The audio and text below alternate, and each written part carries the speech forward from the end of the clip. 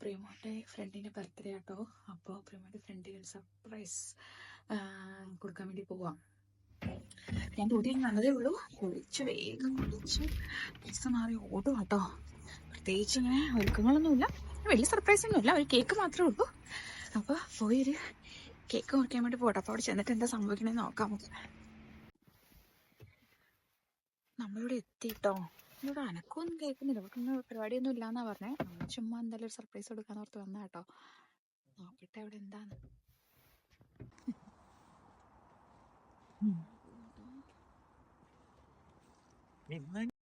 അങ്ങനെ ഞങ്ങൾ പതുക്കെ അകത്തോട്ട് പോകുക കേട്ടോ. വാതിലൊക്കെ തുറന്ന് പ്രദീപ് ഒരിക്കലും പ്രതീക്ഷിക്കുന്നില്ല ഞങ്ങൾ വരുമെന്ന്. ഞങ്ങൾ അങ്ങനെ പ്ലാൻ ചെയ്തിട്ടൊന്നുമില്ലായിരുന്നു. പിന്നെ പെട്ടെന്ന് വിചാരിച്ചു ഒരു സർപ്രൈസ് കൊടുത്താൽ എന്താ, അവർ കേക്കൊന്നും വാങ്ങുന്നില്ല എന്ന് ഞങ്ങൾക്ക് അറിയായിരുന്നു. എന്നാൽ പിന്നെ എന്തായാലും പോയി കേക്ക് മുറിക്കാമെന്ന് വിചാരിച്ചു കേട്ടോ. പ്രദീപിനും പ്രവീക്കും ചമ്മി മുഖം കണ്ടു രണ്ടുപേരുടെ കെട്ടുപിടിച്ച്. രണ്ടുപേർക്കും എന്താ പറയണേ, പുതിയൊരു അനുഭവമായിരുന്നു.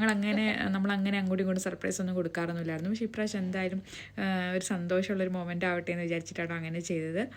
പിന്നെ പിള്ളേരും ഭയങ്കര എക്സൈറ്റഡ് ആയിരുന്നു കേട്ടോ. അവർ രണ്ടുപേരും തല്ല് പിടിക്കുക, ആര് തിരി കത്തിക്കും എന്നുള്ള ഒരു എക്സൈറ്റ്മെൻറ്റും തല്ലുപിടുത്തമൊക്കെ ആയിരുന്നു കേട്ടോ. പിന്നെ അതിനിടയ്ക്ക് ഞങ്ങൾ കേക്കിൻ്റെ ഫ്ലേവർ ഏതാ, നല്ലതാണോ എന്നൊക്കെ ഡിസ്കസ് ചെയ്തുകൊണ്ടിരിക്കുക കേട്ടോ. പിന്നെ ഞങ്ങൾ പ്രായത്തെക്കുറിച്ചുള്ള ചർച്ചയായി കേട്ടോ. ഞങ്ങൾ 40s സ്റ്റെപ്പ് ഓൺ ചെയ്തുകൊണ്ടിരിക്കുകയാണ്.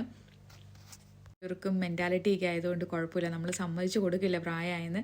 അപ്പോൾ നമ്മുടെ ബിഗ് ബർത്ത്ഡേസ് ആട്ടോ എല്ലാവരുടെയും, ഞങ്ങളുടെ ആ ഗ്രൂപ്പിലുള്ള എല്ലാവരുടെയും ബിഗ് ബർത്ത്ഡേസ് ആട്ടോ ഇപ്രാവശ്യം. അപ്പം അതങ്ങ് ആഘോഷമാക്കാമെന്ന് വിചാരിച്ചു. പ്രായമായതിനെ നമ്മൾ അതിൻ്റെ ഒരു പോസിറ്റിവിറ്റിയിൽ എടുക്കുകയാണ്.